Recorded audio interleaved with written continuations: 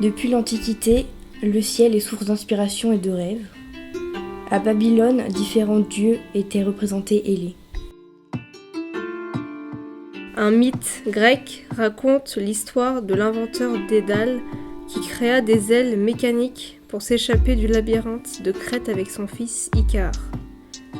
Malgré les avertissements de son père, Icare prit de la hauteur pour contempler la vue, le soleil lui brûla les ailes et provoqua sa chute dans la mer. Au Moyen-Âge, inspiré par le mythe d'Icare, Roger Bacon appela ornithoptères les inventions humaines visant à imiter le vol des oiseaux.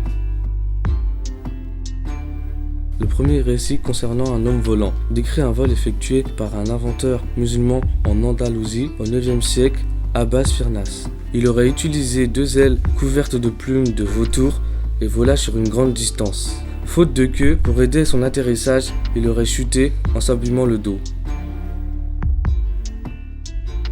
Vers 1010, un moine bénédictin de Malmesbury tenta de s'envoler d'une tour de son abbaye avec 2 paires d'ailes attachées à ses bras et ses pieds. Emporté par le vent, il aurait parcouru 200 mètres avant de finir au sol en se brisant les jambes. Vers 1490, un mathématicien italien, Jean-Baptiste Dante, a effectué un premier vol au-dessus du lac Trasimène et serait retombé sur une église. Lors d'un deuxième vol en 1496, son aile se casse et il se brise la jambe. Il théorise le premier que le vol sans moteur devait être fait avec des ailes fixes et il calcule le volume des ailes capables de supporter le poids du corps humain. À la même époque, Léonard de Vinci cherche à créer des machines qui battent des ailes. L'histoire ne dit cependant pas si elles réussirent à voler. Un siècle plus tard, en 1632, Zarfen Ahmed Çelebi, inventeur ottoman, s'élança de la tour de Galata à Istanbul et plana jusqu'à la rive asiatique du Bosphore grâce aux ailes qu'il avait confectionnées. Le sultan, jaloux de cet inventeur, l'exila en Algérie.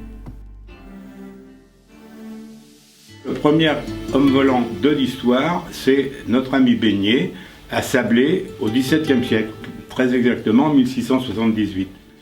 Grâce au Journal des savants de décembre 1678, on sait que à Sablé, un serrurier qui s'appelait Beignet, donc qui vivait à une dizaine de mètres d'ici, il a inventé, fabriqué, utilisé la machine volante, dont on a 2 images de l'époque. Ça a fonctionné très bien. La preuve, c'est qu'il a vendu sa machine à un forain pour faire des démonstrations dans des foires.